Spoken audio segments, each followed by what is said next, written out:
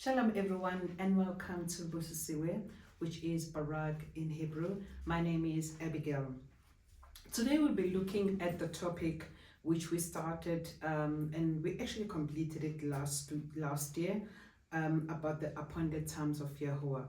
But when it comes to the matters of YaHUaH, you can never say that this matter is complete and is closed, because more and more revelation comes to us. YaHUaH reveals more and more, and to that extent then we go back to the very topic and then add the information even as he is revealing to us. It is very exciting to see that there's so many people who are coming to the awakening, even as the scripture in Ezekiel chapter 37 speaks about the dry bones that are coming to life. Yes, it is truly exciting that YaSHARAL, otherwise known as Israel, is coming to YaHUaH, their maker and the creator, and we are coming from Babylon. A lot of unlearning is taking place. A lot of the things that we are learning afresh and anew, and others we just had to let go because they were not in line with the word of YaHUaH. Even as we go through this process, we are finding more and more information and more understanding. Now, the topic that we're starting today is in relation to the timing of YaHUaH's appointed times compared to, or in aligned, or in comparison with the Gregorian calendar. We know and we are now excited that you want to obey, and we are obeying YaHUaH, that we're going to be observing his appointed times. He told us in his word that the Passover is on the first month of the year, and which feast and appointed times on the seventh month. But all of that, how do we align it? How does it work out in our times according to the Gregorian calendar that we are using? Another matter also that has come to light is with regards to understanding that the seasons in the northern hemisphere are different from the seasons in the southern hemisphere. And that knowledge actually became more and more aware to me when YaHUaH led me to write this book, which I started writing this year. It was the 30th of May, and completed it now in August. It is now available on Amazon, and you can have it as an ebook, or you can even have it as a hard copy or paperback. But in that part of what YaHUaH revealed to me include the aspect of where is the land, because when he spoke to the children of YaSHARAL, he told them that they were to observe this appointed time in the land, in the promised land, where he was sending them to as they were delivered from Egypt. But you can get all the details with regard to the true YaSHARAL, the land and the people in this particular book. But as I'm going through the teaching, I will be quoting more and more from the book, so that you can be able to, at your own leisure, you can read the book, but as you watch these videos, you can be able to get some aspect or the content from the book.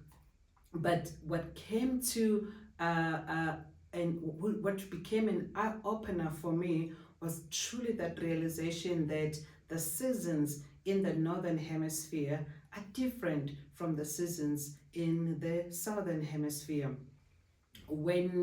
If you take, for example, in America, around December, they are in winter. They are snowing, hence we even see them having Christmas trees with snow and all that kind of thing, wearing big jacket and so forth.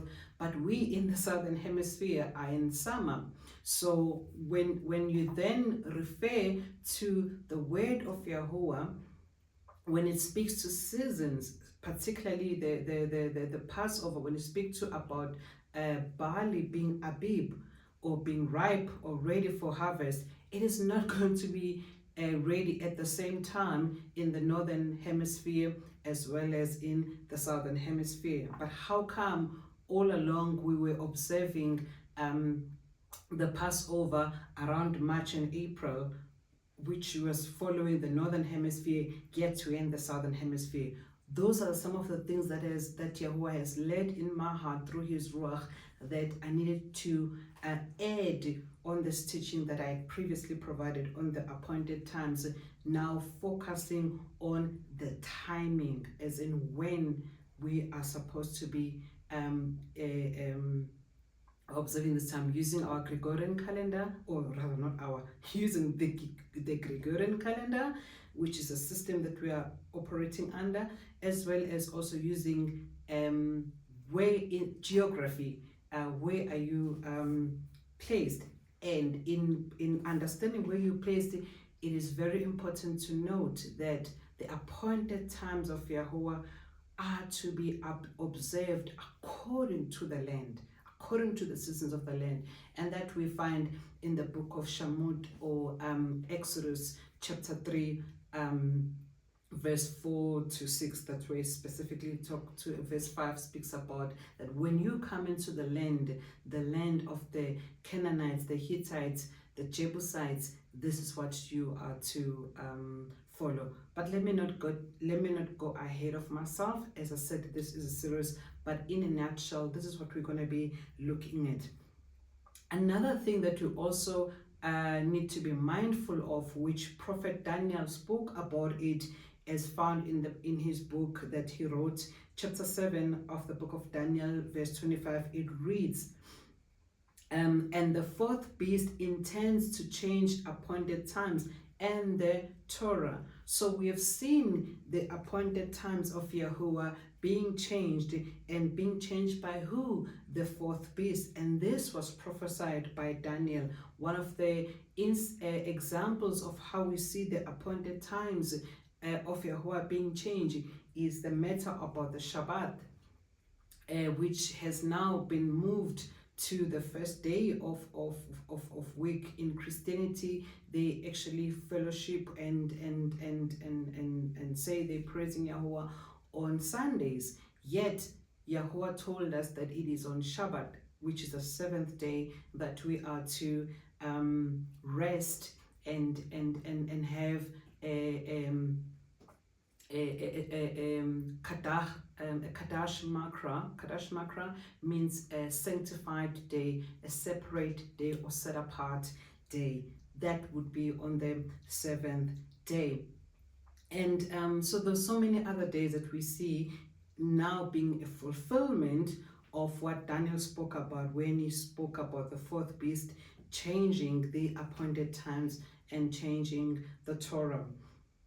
Another aspect over and above that is, even if we look at the appointed times, then the question even becomes to, I just mentioned now that the seventh day is a day of SHaBaT. Now people are going to be saying, is this a weekly SHaBaT? Is the SHaBaT calculated according to the beginning of the month? So basically from the first day of the month, that's when you start calculating the SHaBaT, which is what the lunar SHaBaT, the people who believe in or follow the lunar SHaBaT calendar, they do. Is that what we're supposed to do? Other people are now asking questions. Is it from sundown to sundown, or is it from sunrise to sunrise? So we all want to obey YaHUaH. We all want to keep his command. But then the questions come as to what is it? How are we supposed to follow it exactly as I've just said? Is it sunrise to sunrise, sundown to sundown? Is it weekly SHaBaT? Is it calculated, meaning it rotates depending on when the month started, or when the sliver moon was sighted, and that's where you start counting? How does it work? This is what we're going to be looking at. But in looking at this is the principle that I've learned about YaHUaH.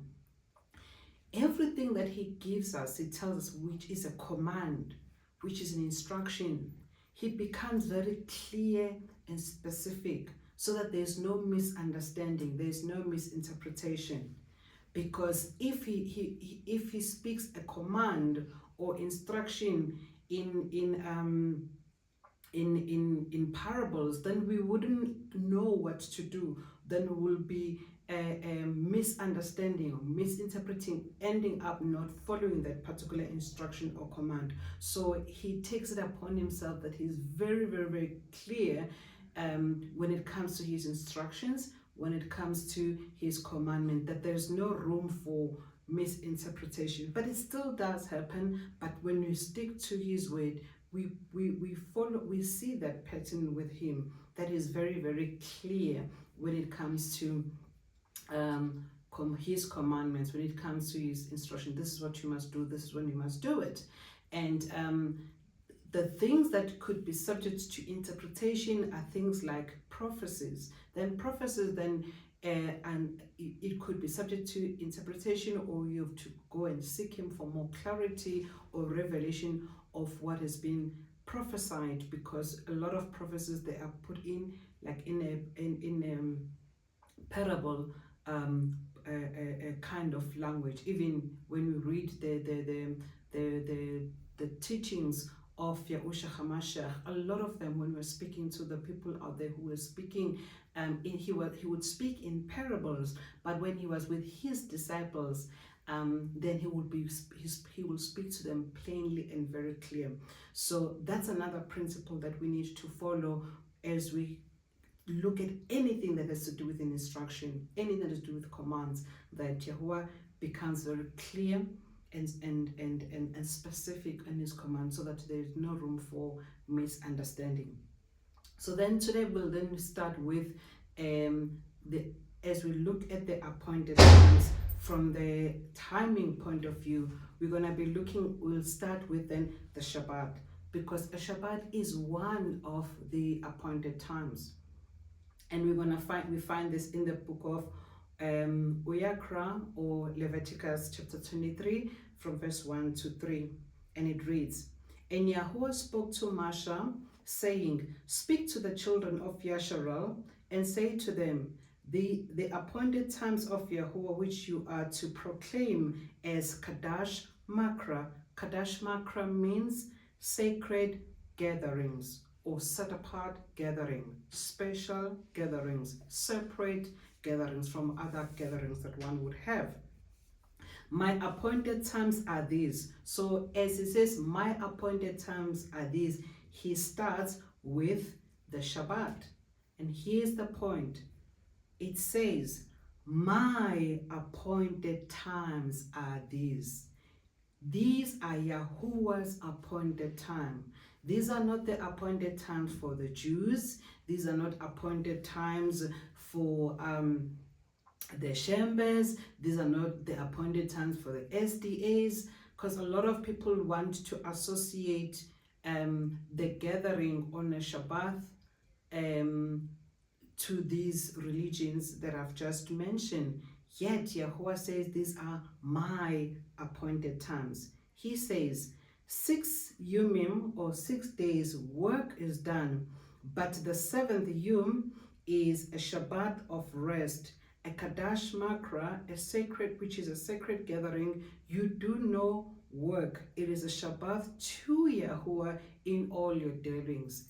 It's not even our Shabbat. A lot of people, I remember my son will say, hey, I'm resting, it is a Shabbat. It is a Shabbat, it's YaHUaH's Shabbat. So you're not going to be, the whole focus on this particular day centers around YaHUaH. This is YaHUaH's day. It's not your day, it's YaHUaH's day. And that's what he says, that you do not work in it. It is a Shabbat to YaHUaH. It's his Shabbat in all your dwellings. Now, I've already touched on as to then the question that comes is, okay, now I want to observe the Shabbat, but how do I do it? today's teaching is actually not even on how, it's mainly on when, with all these a question that and ways or days or times rather, timings in which other people are following them. Like I said, whether others are doing it from sunrise to sunrise, others is from sundown to sundown, others is the weekly cycle, weekly SHaBaT, others they it flows, like I said, those that are following the lunar SHaBaT calendar, that it depends on the SHaBaT to them. It could be on a Thursday, it could be on a Friday, it could be on a Saturday, depending on when the sliver moon was sighted, which is the beginning of the month. So they start counting from the beginning of the months. But there is no way that YaHUaH would give different instructions which when it comes to his appointed times. Yes, there could be different misunderstanding from us as his people, but I always say the fault is never on YaHUaH. YaHUaH says one thing. If there's any error or misunderstanding or misinterpretation, that's our fault. It's never his fault. He always speaks one command, instruction to all of us. So let's dig deeper into the word and see what did he say concerning the when are we to observe the SHaBaT. And then if we read the book of Bereshit, otherwise known as Genesis, chapter 1 from verse 14 to 19, it reads, "And YaHUaH said, let lights come to be in the expanse of the Shamayim, to separate the Yom, which is the day, from the Laila, which is the night, and let them be for signs and appointed times, and for Yomim and years." So what we see is that these lights, plural, not one light, lights, these lights that YaHUaH created, he created them that these lights, they are to be for signs, they are to be for appointed times, they are to be for Yomim or days, they are to be for years.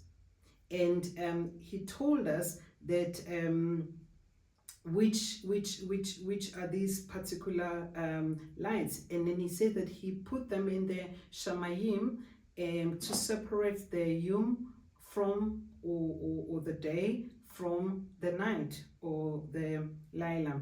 And you could think about it as an example when you look at the moon, when it talks about let them be for signs.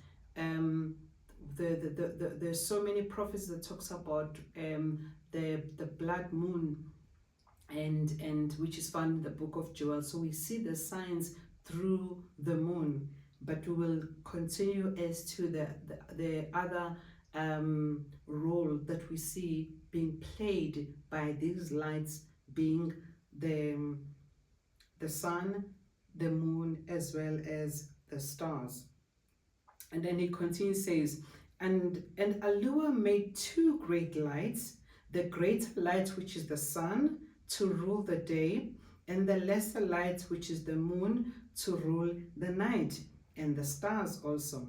And YaHUaH set them in the expanse of the Shamayim, or in the heavens, to give light on the arats, or on the earth, and to rule over the Yom and over the Laila, or night, and to separate the light from darkness. And in the expanse, and YaHUaH saw that it was good, and there came to be evening, and there came to be morning, the fourth day, or the fourth Yom. Now, this verse 19, as we're reading Bereshit chapter 1 from verse 14 to 19, we are already seeing a pattern of how YaHUaH works in verse 19. Verse 19 says, YaHUaH saw that it was good, and there came to be evening, and there came to be morning, the fourth Yom. So we are seeing that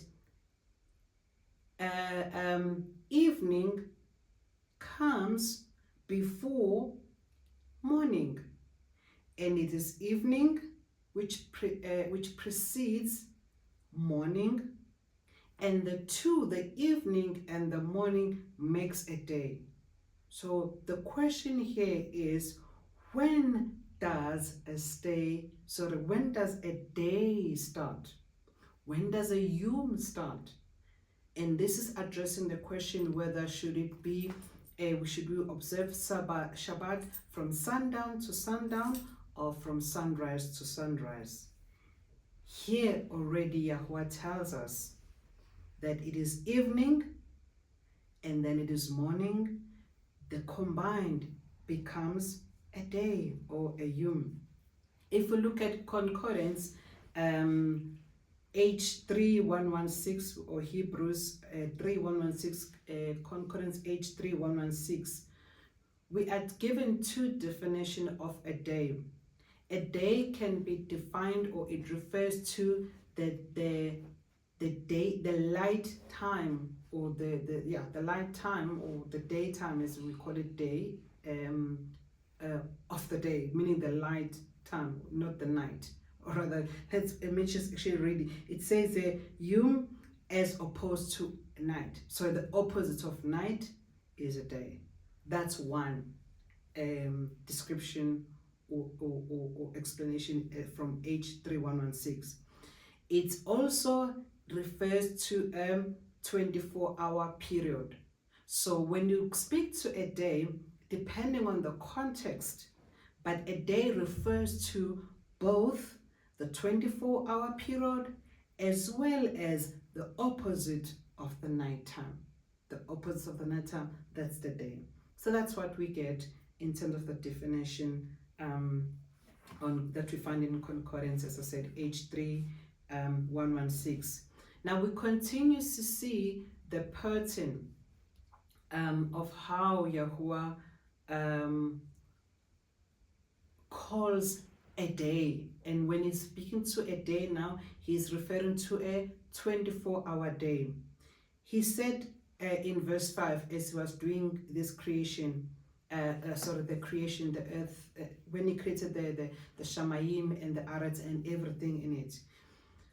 On day one, he said in verse 5, then he saw that it was good, and they came to be evening, and they came to be morning the first day.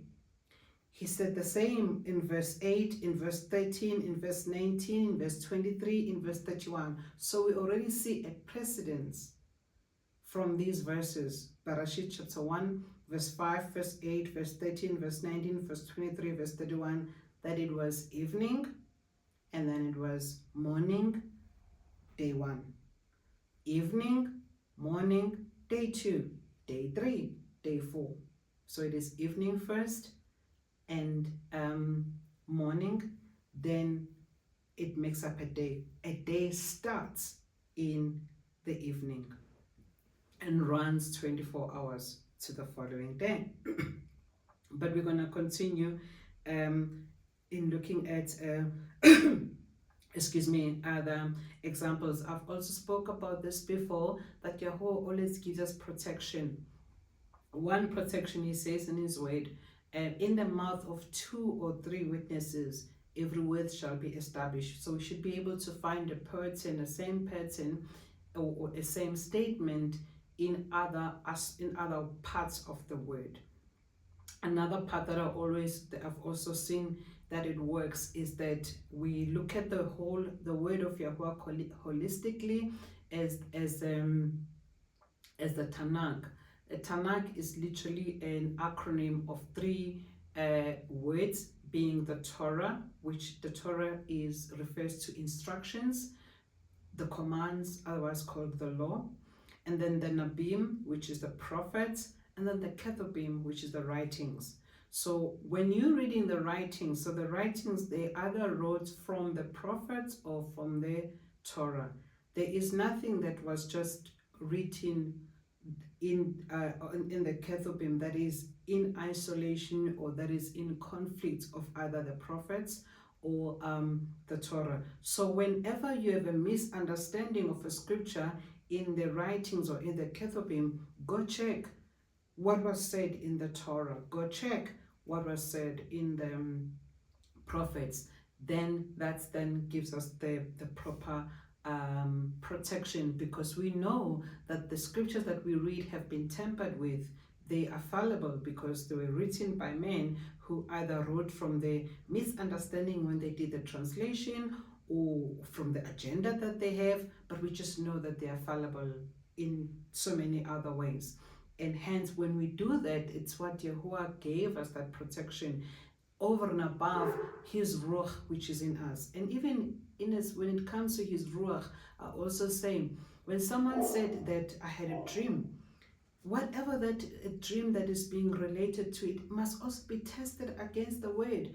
YaHUaH tells us in his word that when a prophet amongst you stand up to prophesy, others must discern. So you must never come to the point and say that Abigail, whatever she says is correct. No.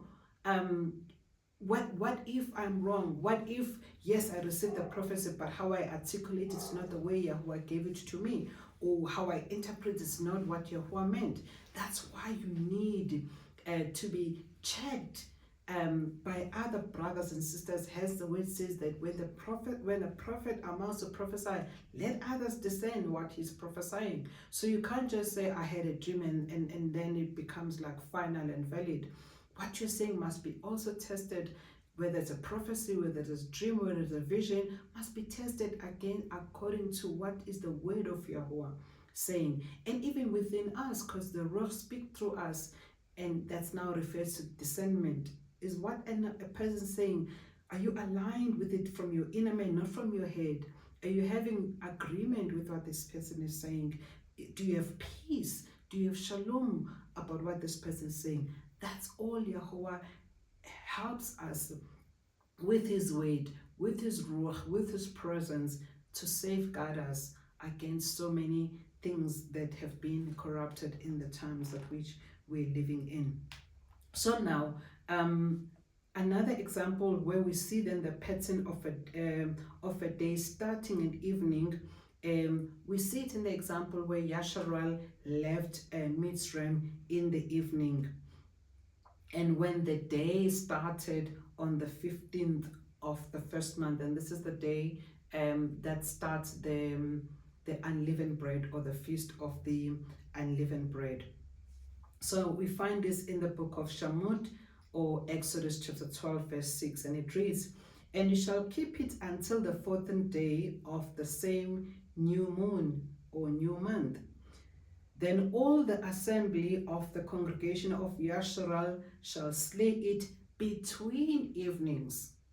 So YaHUaH is specific that the Passover must happen between evenings. And in him also being specific that the Passover has to happen, that it must be slaughtered between evenings, we're also getting the pattern of how he works, or how the days start, just like we just saw in the book of Bereshit chapter 1, when it did the creation. Verse 11, "And this is how you eat it, your loins girded, your sandals on your feet, and your staff in your hand, and you shall eat it in haste. It is a Pasach of YaHUaH." Verse 17, "And you shall guard the festival of Matzah, which is the unleavened bread, on this same day." Which same day? The same day that started on the evening of the 14th of the first month. Remember, YaHUaH says that he told YaSHARAL that they were to take the lamb without spot or wrinkle, pure lamb, a year old, on the 10th day of the first month, and keep it. And then on the 14th day in the evening. So you had the 14th day that started the night of the 13th, but then only on the evening of the 14th day, then that's when you are to slaughter, kill this lamb, and then put the blood on the doorpost. And then he says on that day is what? It is the festival of Matzah. And when does the festival of Matzah? The festival of Matzah starts when? On the 15th of the same of the first month. So the evening of the 14th of the first month is the start, becomes the start of the 15th of the first month, which is the start of the Feast of Matzah. There we see clear the pattern on when a day starts. As he says on verse 17, and you shall guard the festival of Matzah, for on this same day. Which same day? The very same day that I'm talking to you about, that on the 14th of the first month, from evening to evening, you are to kill a lamb. That evening of the 14th month is the same day, which is a start day for the 15th of the first month. So that's where we see YaHUaH's timing and his clock, and his calendar and his clock works differently from the Gregorian calendar and the time in the age in which we live in. And as we're coming back to the ancient path, as the word spoke about it, this is what we are now following, letting go of the calendar and the time according to the Babylonian world in which we live in, but following YaHUaH's calendar and YaHUaH's clock.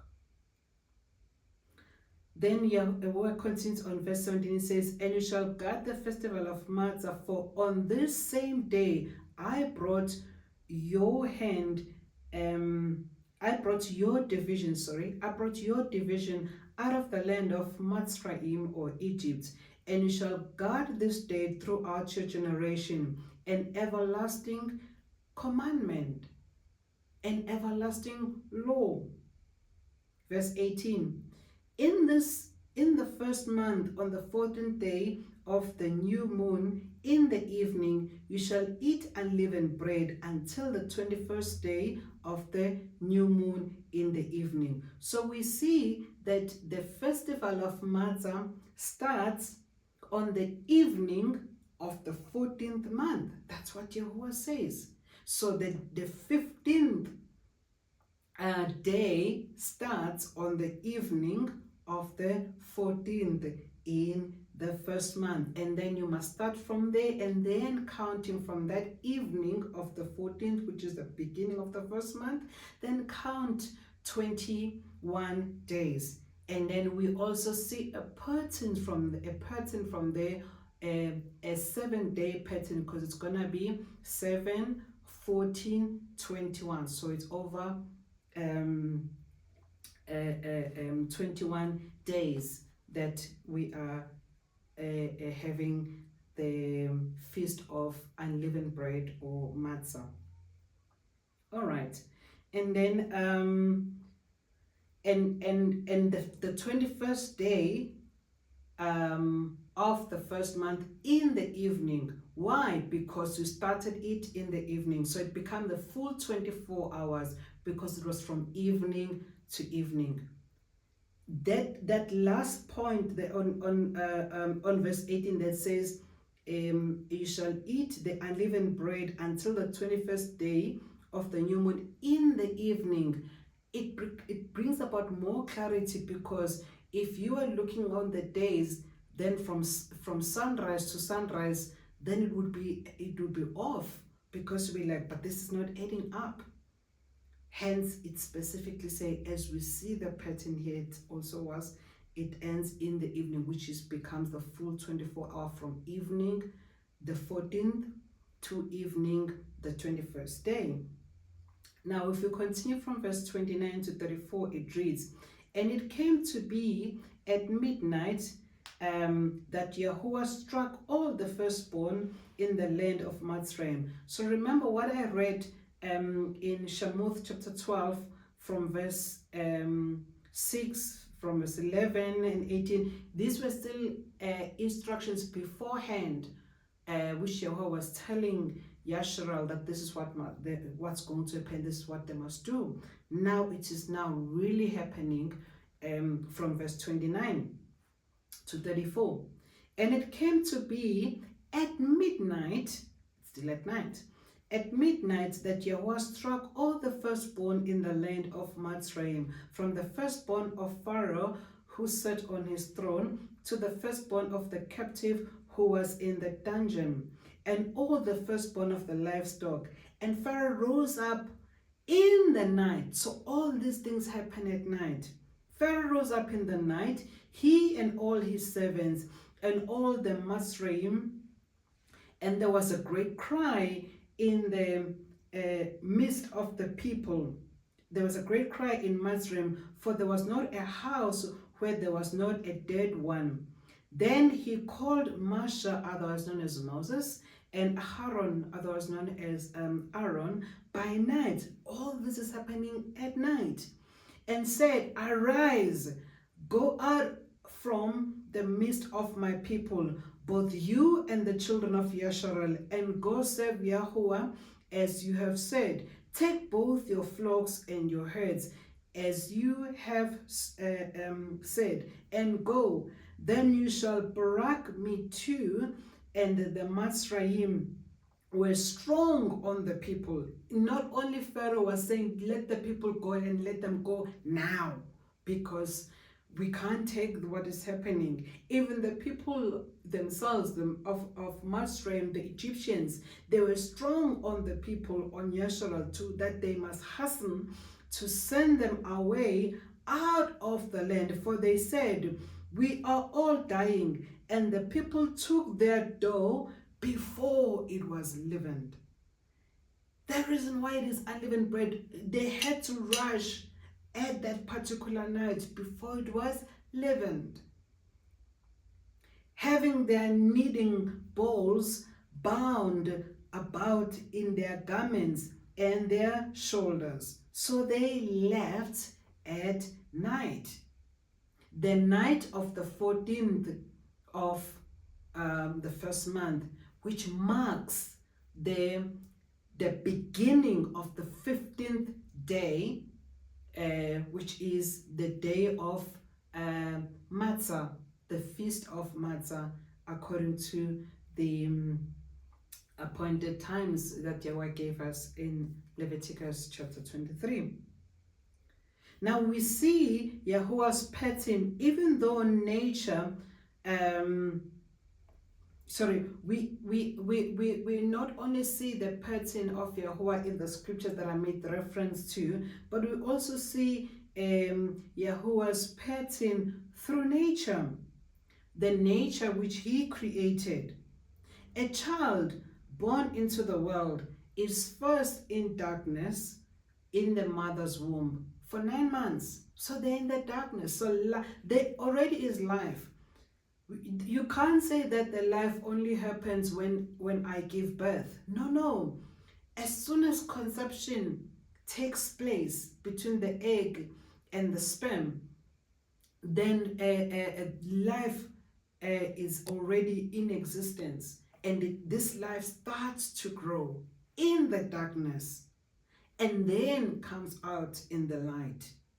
So we even see that through nature, that a human being starts in the darkness and then followed by the light then when they're born. But the life happens in the mother's womb, which is in the darkness. And then a person is then born into light. We also see this through the plants.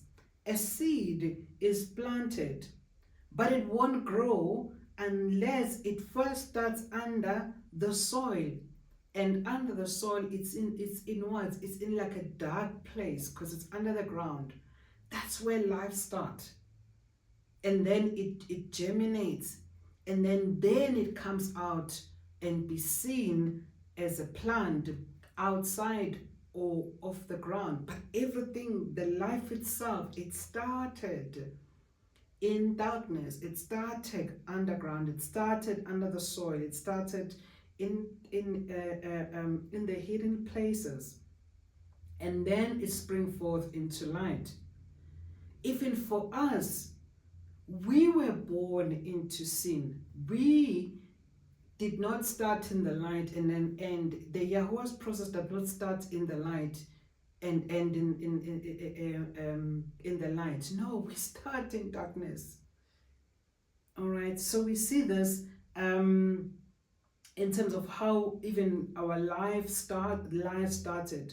That we walked in darkness when we were led, but we walked in darkness, but we were led into light. But our journey started. When does your journey start? It starts at night. It starts in the darkness. We even say this a Zulu phrase, ukuthi kuba mnyama kakhulu mese kuzokhanya. Kuba mnyama kakhulu mese kuzosa. So before the sun shines, it becomes very dark. Like the dawn in the early hours of the morning, it's very, very, very dark. But then then daylight comes. So it starts with darkness and then light. Hence the pattern that we see with YaHUaH, that it was evening, then morning, that made the day. So this is still answering the question as to, are we to observe the SHaBaT from sunrise to sunrise or from sundown to sundown? Question is, when does a day start? A day, which is a 24-hour day, starts in the evening. For it was evening, then it was morning the first day. Evening, morning the second day. Evening, morning the third day, and so forth. The book of Shaman, otherwise known as Peter, 1 Peter chapter 2 verse 9, it says, "But you are a chosen generation, a royal priesthood, a holy nation, a peculiar people. You should, and showing forth the praises of him who has called you out of darkness into his marvelous light." So we are called from darkness into light, evening, day, not the other way around. Okay, now having expounded on that the day starts in the evening, and so it's evening, morning, which becomes a day. Then the other question then is, should we observe a weekly cycle, the SHaBaT on a weekly basis, or it should be counted according to when the moon appeared? Then you start counting the days from the first day of the moon, which is those who are following the lunar SHaBaT calendar, they do. What does the scripture say? If you read the book of Bereshith chapter 2, otherwise known as Genesis chapter 2, from verse 2 to 3, it reads, "And in the seventh day, YaHUaH completed his work which he had done, and he rested on the seventh day from all his work which he had made. And in the seventh day, YaHUaH completed his work which he had done, and he rested on the seventh day from all his work which he had made. YaHUaH barak, or blessed, the seventh day, and Kadash, separated it, sanctified it, because on it he rested from all his work which he had done and which he had made."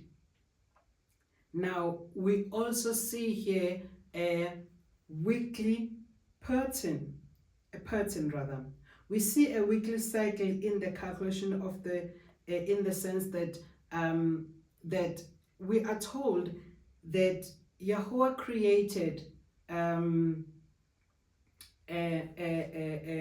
heavens and the earth.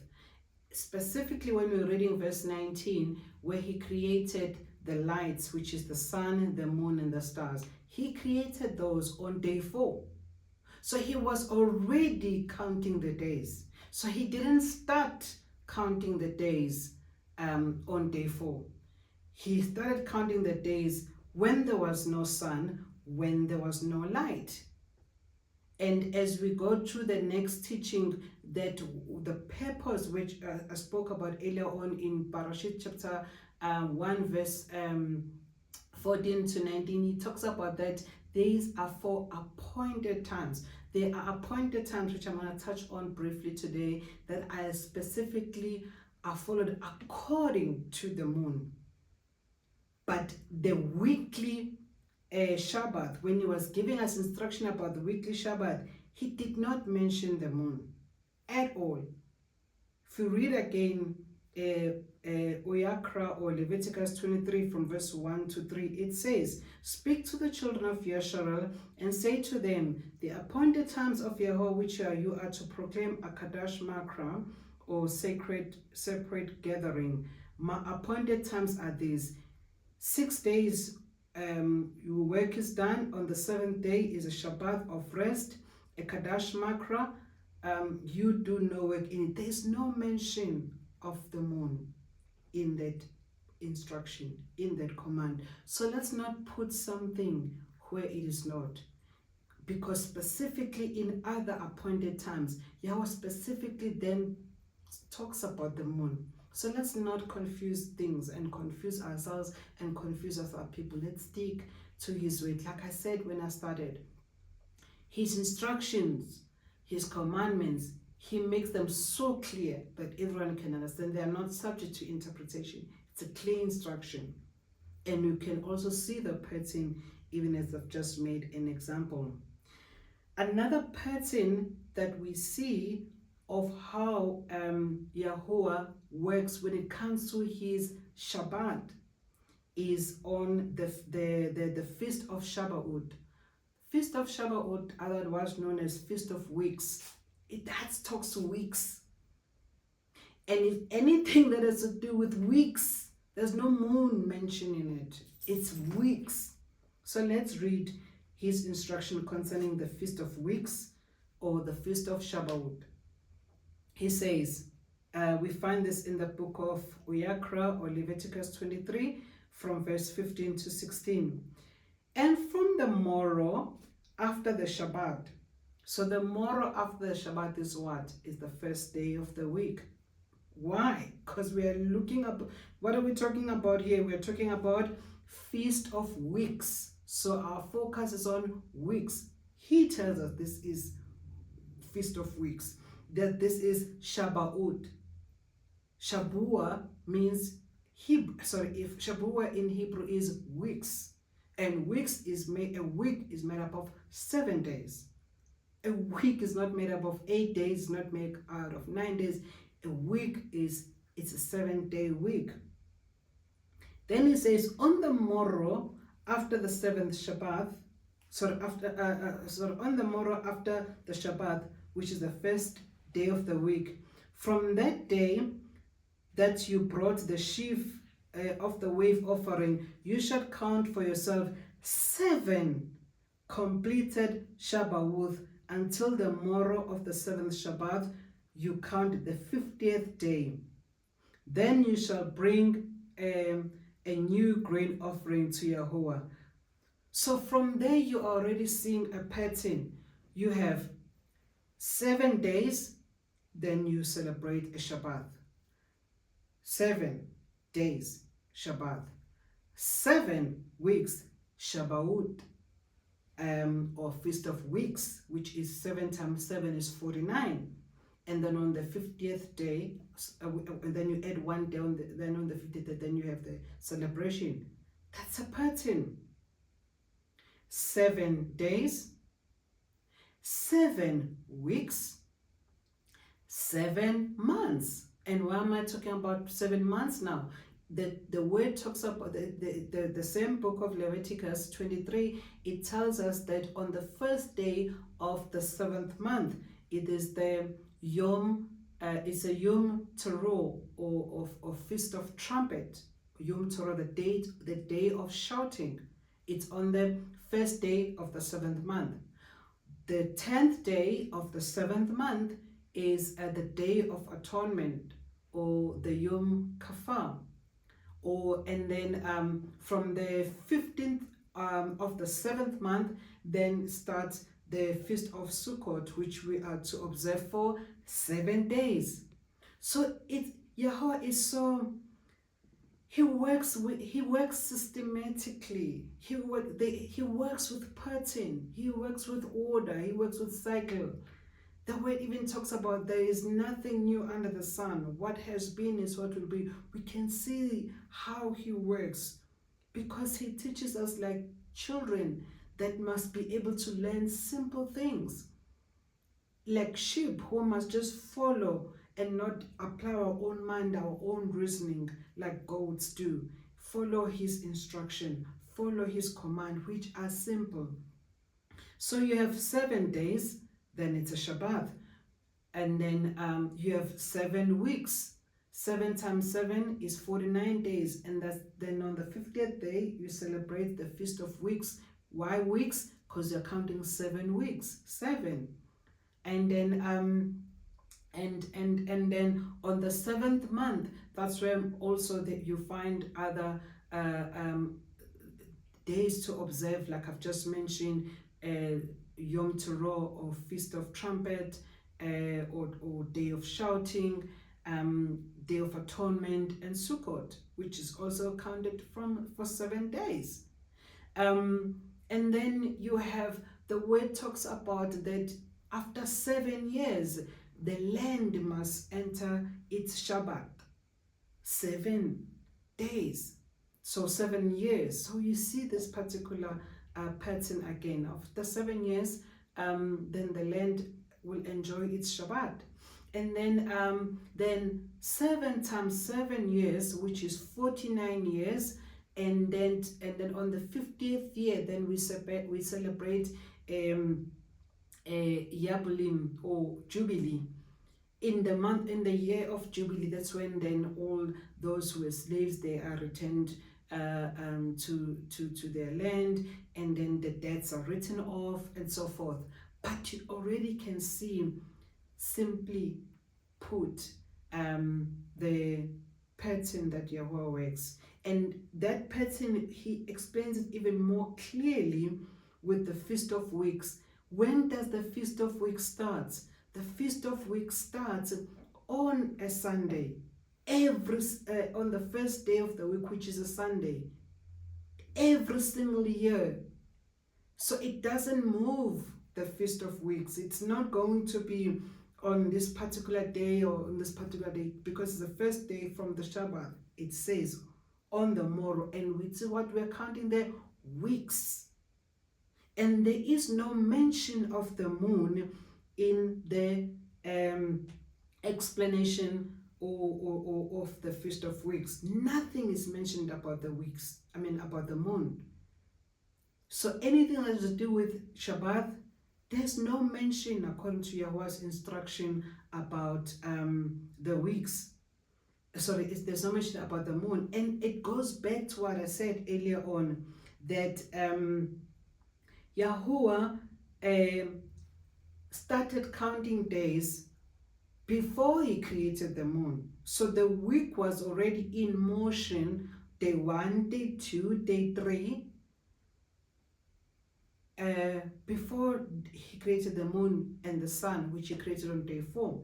And there is no way, in any way in the scripture, where YaHUaH decided to change the counting, that says now the counting must start from when you observe the moon. No, he didn't. There is no way that it says that the counting of the SHaBaT must start from the week. No, sorry, from when you observe the moon. So that's why we need to study the word and not bring externalities into it. Take it for what it says. As I said, his instructions are clear, so that we can't blame him that he was vague, that we didn't understand. He spoke in parables. All right, and then as we close, the one thing, the one part also that I spoke about earlier on is that YaHUaH does not mention anywhere regarding the SHaBaT, regarding the SHaBaT, which is, one would say SHaBATs, because you're counting weeks, which is a 7-weekly cycle. That's why it's called Feast of Weeks. He didn't mention the moon, but of note is that other appointed time, he specifically spoke about the moon. Pasach, he spoke about the moon. He said, on the 14th day of the new moon, this is what you must do.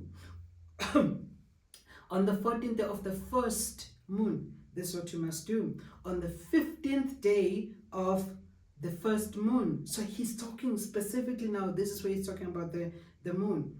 Pasach, he says 14th day of the first moon or first month. And then Feast of Matzah, he says on the 15th day, which would have started on the evening of the 14th.